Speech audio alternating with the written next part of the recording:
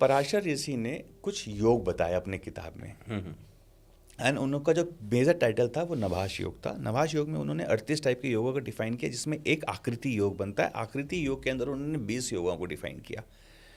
अब एक योग बनता है जिसको हम बोलते हैं ग्रह मालिका योग। ग्रह मालिका, ग्रह मालिका, मालिका मीन्स माला। हाँ ठीक है। माला में जैसे रुद्राक्ष की हो, किसी की मालाओं में क्या होता है, बीड्स होते हैं एक के बाद एक के बाद एक, वैसे ग्रहों की माला।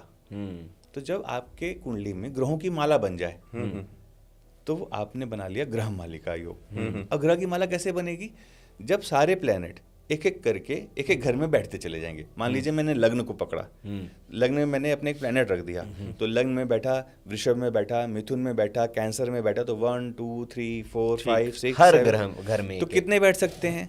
9। यदि मैं नोट को लेके चलूं तो 9, और यदि सिर्फ ग्रहों को लेके चलूं तो 7। ठीक है। तो एक एक प्लेनेट भी एक एक ग्रह में बैठा तो 7 में बैठेगा, नोट्स को लिया तो 9 में बैठेगा।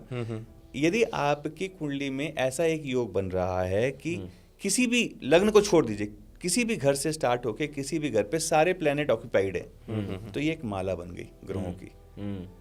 तो ये माला जब बन जाए, अच्छा इसी में क्या हो जाएगा, यदि मान लीजिए इसमें पहले राहु बैठ जाए, केतु बन जाए, तो क्या बन जाएगा?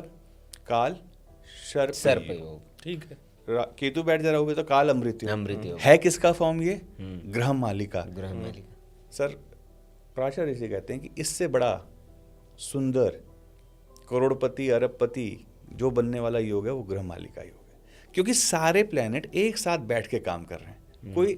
कोई आपसे अलग नहीं है।